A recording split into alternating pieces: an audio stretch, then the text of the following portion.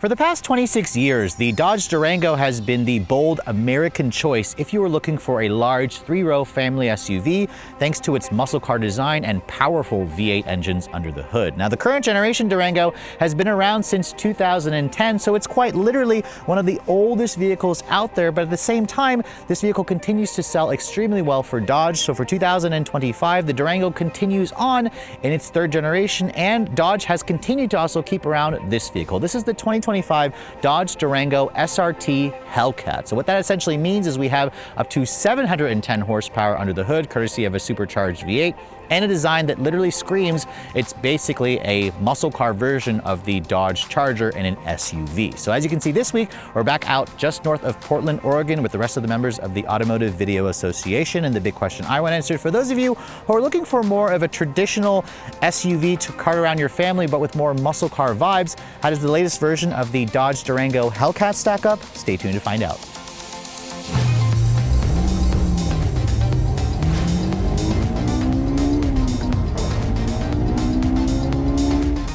Now, the styling of the Durango hasn't really changed much over the years, so I thought I'd show you guys what's going on under the hood, because this is where the magic happens. Originally, this powertrain was only supposed to be offered for 1 year in 2021. However, Dodge, I don't want to say lied to us, but they decided that they were going to keep it around because sales have been so strong. But this is where the magic happens. It's the company's signature 6.2-liter supercharged pushrod V8 engine. It's a Hemi V8, of course, as you can see from the orange valve covers and the big supercharger on top.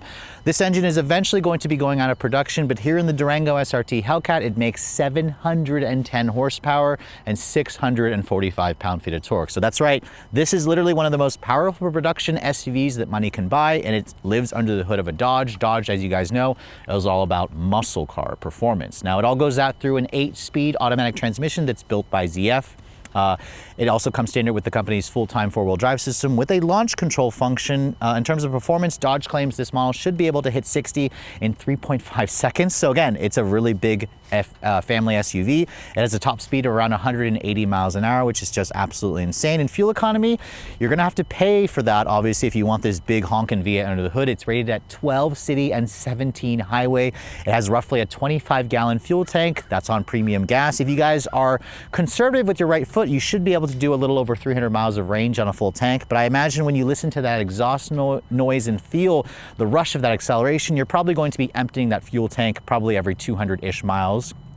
Towing capacity, that's one of the Durango's strong suit. This can still tow a maximum of 8,700 pounds. And as this SUV sits, it weighs in at just over 5,500 pounds. So obviously, it's certainly no lightweight. This is about 1,000 pounds heavier than most of the other competitors in the segment, but it also has roughly twice the power. But let's go ahead and close up this hood. And we can briefly talk about the exterior styling, because this Durango has been around since 2011. Dodge has given it some pretty significant refreshes over the years, but I have to say the front end of this car is really starting to look more like a Charger to me. You can see the particular color that I'm showing you, and it's called Triple Nickel. It was a new color that was introduced last year. It also pairs nicely with the satin black hood that you get. It's just kind of like a hood sticker. You have some functional heat extractor vents, obviously, on the actual hood. This engine's going to require a lot of cooling. You have a kind of a flat black design for the Dodge grille with the SRT logo with the Hellcat badge. You can see the headlights are technically, I believe, they are by Xenon originally, but those look like they've been updated to LEDs. You have an LED daytime running light, LED turn signal, no fog lights on the vehicle. You can see the Hellcat also kind of gives you a more aggressive front splitter. With some functional vents for the most part. You have integrated parking sensors. It looks like I don't see a camera for a front camera system, although I believe it has one. We'll have to check when we get inside. But overall, you can see the design of this vehicle. I don't want to say it looks dated. Some would actually say it's aged very well, but you know, with this color combination, it really does scream old school muscle. So I'll be curious to see what Dodge eventually plans to do for the next generation Durango, because that should be built off of the Stella Large platform that we also see on something like the a Jeep Grand Wagoneer. Now, moving around the side profile, this used to be one of the biggest vehicles you could find in the mid-size to large SUV category, stretching at an overall length of 201 inches long with a 120-inch long wheelbase. This is about the same length as a Toyota Grand Highlander, maybe a couple inches longer than most of its competitors like a Honda Pilot, for example, although some of you may say this doesn't really compete with those vehicles because it is definitely more of a niche style vehicle. You can see this particular one that we're showing you here has a kind of a satin black finish with the 20-inch alloy wheels, riding on a pretty fat 295 by 45 ZR20. These are the Pirelli P0 All Seasons. Dodge will happily sell you a summer performance tire if you want. And you can also see it's got these slotted rotors with the red painted 4-piston Brembo calipers with the SRT logo. The wheels and tire package definitely makes this thing have a really aggressive stance. I also appreciate the fact that it's got like a full paint finish. It definitely goes with more of that muscle car performance SUV theme. Love the big Hellcat badge here. Again, that's one of the clear indications that you have a special Durango that you're driving. You can see the mirrors, black painted integrated turn signals. Again, actually no 360 camera. So this vehicle is lacking, it looks like a full 360 camera and front camera system, which is kind of inexcusable considering the price tag that the Durango has gotten over the years. You can see no roof rails as well. On an SUV, I think that's a little inexcusable, although it does create kind of like more of like a wagon look. You can see there's just a standard sunroof, no panoramic sunroof. That's one of the things you're gonna be giving up when you buy a Durango, is it's much more like an old school SUV. And then looking at the rear, you can see the design hasn't changed much over the years. You have kind of like a all LED taillight design with the signature light bar. The Dodge is kind of known for it. Really kind of looks like they've taken just the taillights off of a Charger and just enlarged them. You can see it spells out Dodge boldly at the back. There's a big SRT logo over here with the Hellcat logo as well. You can see down here, you have a really beautiful looking signature dual outlet exhaust system, which are also black painted. The exhaust system is definitely one of the trademarks of this vehicle. It sounds absolutely fantastic. So let's go ahead and fire it up. You can remind yourselves just how good that V8 sounds.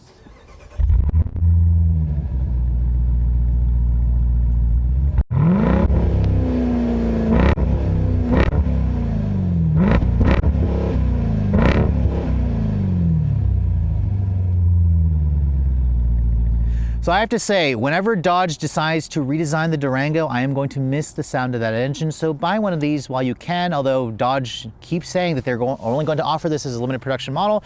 But again, it's back for 2025. So let's go ahead and take a look at the cargo area. This is where the Durango used to be among the most spacious in the segment. But as you can see, we've got our roller bags here because we have to catch a plane very soon after filming this, but you can see you have around 17.3 cubic feet of space. Now 17.3, you can see with Rob and myself's roller bag, basically it takes up almost all the space back here. When you have the third row seat up, this only seats 2 people in the third row. You can see underneath here, if I push that in, you can see there's actually a pretty decent storage compartment there, which is definitely a nice thing to have. You can see if you fold down this seat, which do so just by pulling this little lever here, so pretty simple.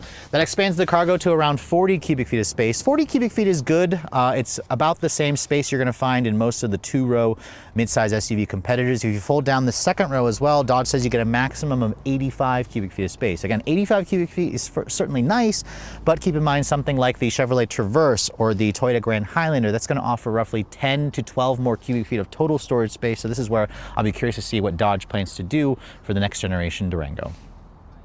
So on the outside, Dodge obviously hasn't made very many changes to the styling of the Durango. This is where things also pretty much carry over for the interior. Now, if you guys want the Hellcat, this interior color combination is the only color you can get for now. This is known as like a demonic red and two-tone black.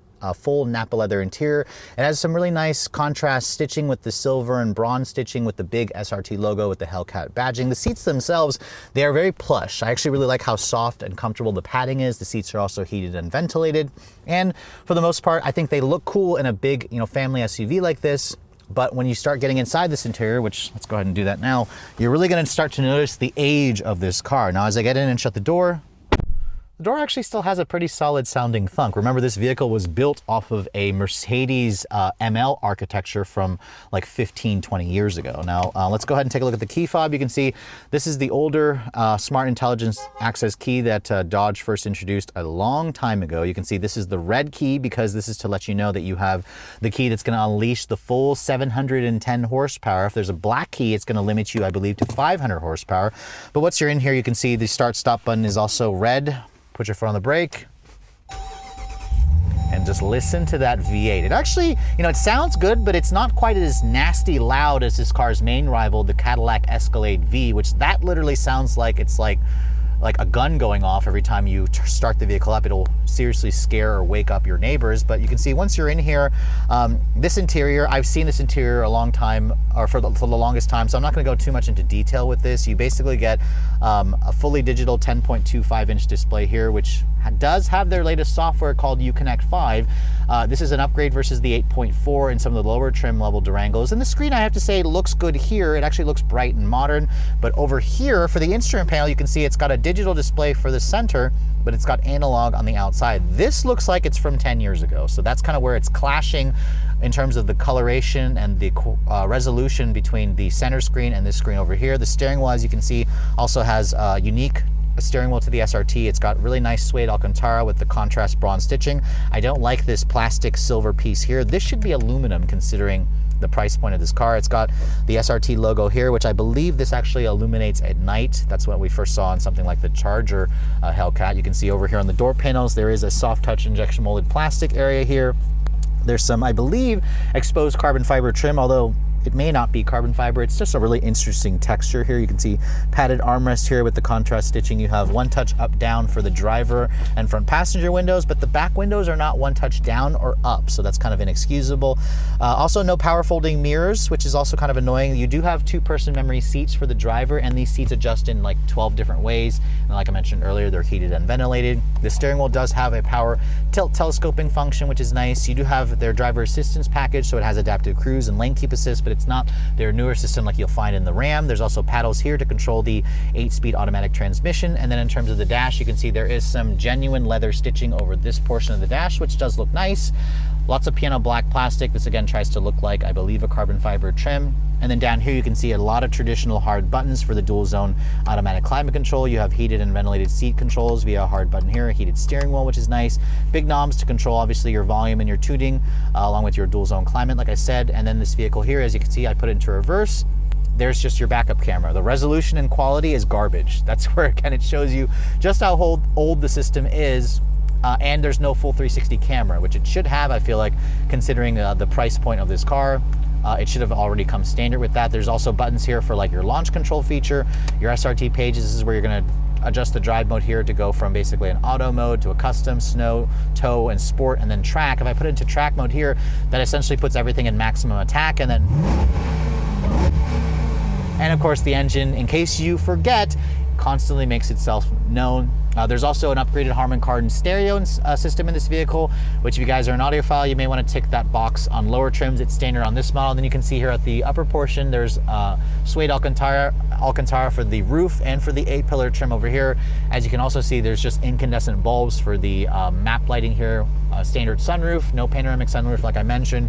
Over here on the mirrors, you can see they're illuminated. These are also wrapped in Alcantara, which is nice. In terms of the glove box, you can see it's damped and it's lined with felt. It's a bin style. There's also a 12-volt outlet here, along with 4 USB charging ports over here, along with a wireless phone charging pad. Center console here offers a decent amount of storage. It's nice and padded over here, and then you can see if I open that up, there's also a pretty decent amount of storage in here, and there's also 2 levels, so you can see there, this is very much old school. In fact, this interior, it definitely feels old, but I have to say the seats are comfortable, and the visibility, it's not the best. You have the hood bulge you have to deal with, and there's also a pretty large A-pillar, but at least it still gets the job done, and most people will actually find the interior to be pretty comfortable, if, again, pretty dated. Let's go ahead and hop into the backseat area and show you guys what that space is like. Now, the Hellcat model, as you can see, comes standard with these captain's chairs, which does limit the seating capacity to 6 as opposed to 7.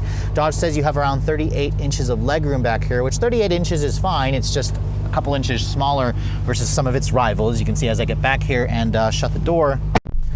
The door doesn't have quite the same solid sounding thunk. It sounds a little tinny versus the front seat. You can see there's soft touch injection molded plastic here, more of that carbon fiber look trim padded here. There's no sunshade over here over the rear doors, which it should have been included considering the price point of this car.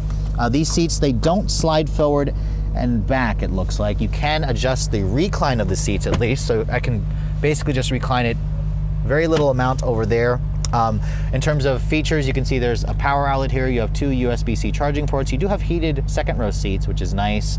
You have vents here, but you also have your climate functions up here. So this very much looks like it was taken out of a Chrysler minivan from 20 years ago. You do also have more vents here, along with the suede Alcantara, which is nice. There's a good amount of headroom space. I can kind of get back here and cross my legs, so it is relatively comfortable still. There's a center console here. If you open that up, you can see it offers 2 levels of storage. There's another USB charging port in here, along with a 12-volt. You have cup holders and a little bit more storage. This is definitely a nice touch, but in terms of the third row area, let's show you how to get back there. Now, to get back here, there's a little lever that you basically pull to recline it, and then you pull the red strap over here, and that's what allows you to move the seat forward. Now, as you can see, this would be a problem if you actually have a child seat anchored over here, because you'll have to basically take the child seat out. You won't be able to access the third row. But once you're back here, surprisingly, Dodge says you have around 33.5 inches of legroom back here. 33.5 actually kind of matches the Chevrolet Traverse and GMC Acadia and Buick Enclave that I last tested. So for somebody my height at 5'7", I can actually fit back here decently well. I have a couple inches of headroom space. There's a relatively good sized window here. Hard touch plastic materials here with one cup holder. This again only seats 2 people across. There's a button here that, oh, look at that. I can actually open it from back here, which is kind of nice if I want to access the storage area from the third row seats. There also are third row air vents here, along with some map lighting via incandescent bulbs. So overall, even though this Durango is an old vehicle, surprisingly, you could actually fit average size adults back here. But again, some competitors have gone to 3 across seating, but this is still a pretty practical car. So it's been a couple years since I had a chance to drive and film a Durango SRT Hellcat for you guys. I mean, obviously this vehicle has been around for quite some time, and to be honest, even though I give it a lot of crap for it being such an old vehicle, I very much do appreciate the charisma that you get. This is just classic American muscle here, and you get that feeling right as soon as you get behind the wheel. The steering in this vehicle is relatively quick and sharp, surprisingly. Not much feedback, but you do have those incredibly wide 295 tires. The ride is also surprisingly stiff. Remember, we're on these 20-inch wheels, and then you just hear the constant whine of the supercharger almost every time you go near the throttle, and that's really satisfying, especially since you know, big muscle car V8s like this are going to be going out of production. Now, I have the vehicle in track mode now.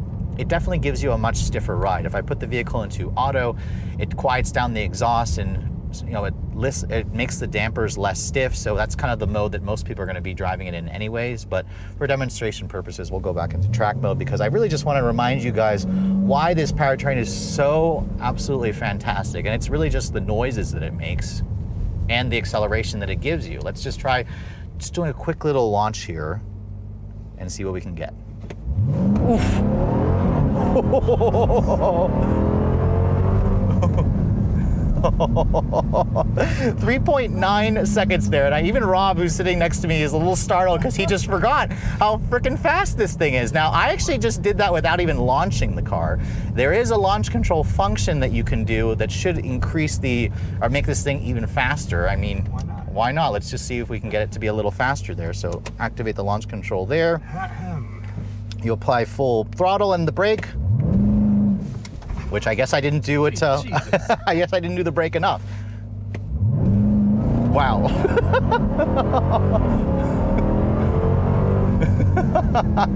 This thing is so freaking fast that I literally was stomping so hard on the brake pedal, and it wouldn't actually hold the car. But there we got 3.9 seconds again. If you build the brake pressure a little bit longer, because it has a booster, so it'll do more. Oh, that's right, it does.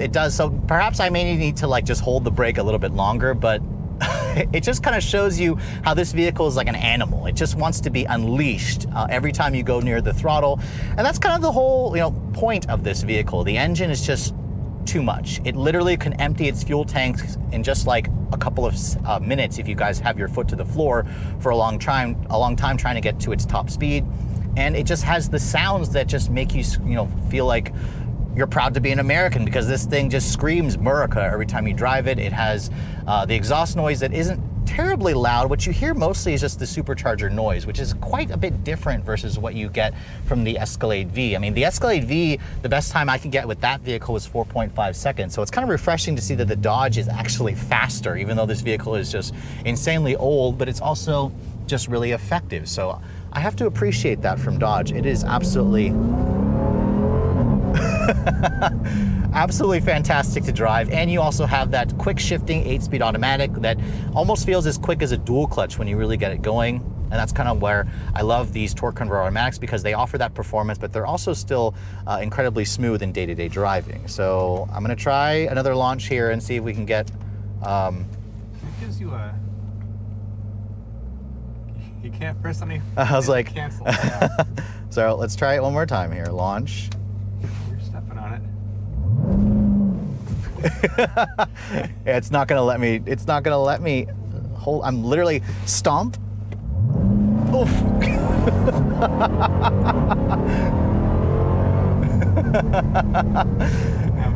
Yep, so 3.9, but hey, even though it's like almost impossible to get this thing to even stay still when I'm trying to brake torque it, it is just absolutely insane. It's bonkers. This car is just batshit crazy, which is exactly what I expect from the crazy folks over at SRT. Switching the vehicle back into auto mode, this is where you can still daily drive this car. The suspension's a little bit softer in this mode. The exhaust quiets down. It rides okay. It's definitely still on the firmer side. If you're looking for something more comfort oriented, don't even bother looking at these. These are literally, it's a Dodge Charger with an SUV body on it. That's exactly how the Durango feels. So that's exactly why so many people still are big fans of this vehicle. So I'll be genuinely curious to see what direction Dodge decides to take the next generation Durango. Obviously, in terms of fuel efficiency, this thing's been averaging 8.7 mpg, which in the hands of basically throttle-hungry journalists, it's certainly going to be getting horrible gas mileage. I think you could probably get it to maybe 15 mpg on the highway if you're going to drive this thing more economically. But why would you want to do that when you have literally that lovely V8 under the hood with that insane-sounding supercharger? But overall, the Durango, still a very charismatic vehicle to drive. It just, again, is going to remind you that you're going to have to go to the gas pump all the time, especially if you go for any of the V8 models. But I have to say, I am just happy that Dodge still makes a vehicle like this, because you're just not going to find something like this in the next few years.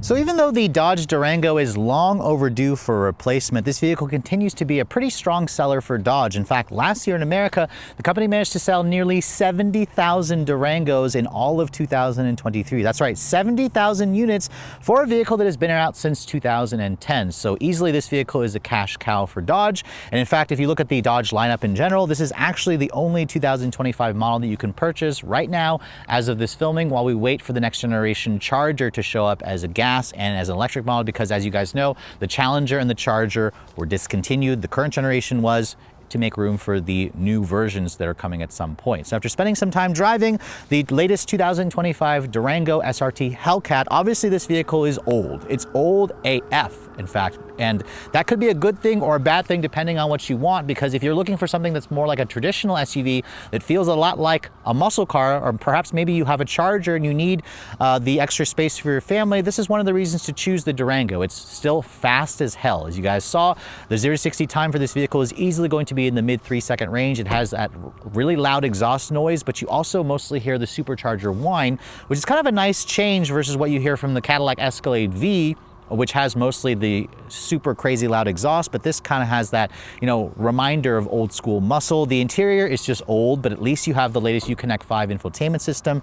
The second row area is usable. The third row is surprisingly spacious. The cargo area is also still fine, but if you've seen some competitors from GM or from Toyota, you're going to notice that the cargo space of the Durango is no longer among the best in the class. Fuel economy is absolutely abysmal, but that's okay. You didn't buy an SRT Hellcat to get good gas mileage. You bought it again to go really, really fast. The other downside with the Durango is the fact that this SUV has just gotten stupid expensive over the years, which is why one of the reasons why this continues to be a cash cow. Because if you want to get into a Durango for 2025, it's going to start at just under $40,000, about $39,600 for the base version with the Pentastar 3.6 liter V6. If you're an enthusiast, you're going to want to skip that engine. If you're looking at basically a family SUV, I personally wouldn't get a Durango with the V6. You want to start at least with the V8, because the V8 makes this SUV super unique. That's going to cost you at least $51,000 for the RT. Going up to the SRT versions, of course, they do make a 392, which basically has a naturally aspirated 6.4 with around 475 horsepower. That's really going to be the one that enthusiasts are going to want to go after first, because that'll also start at around $86,000. So at that point, the Durango starts to get more and more stupid expensive. If you want the Hellcat, well, that's going to cost at least $96,000. So 10 grand more versus the naturally aspirated V8. But of course, what else can you buy that has over 700 horsepower? This model that we're showing you here is the premium Hellcat trim. Those started around $107,000.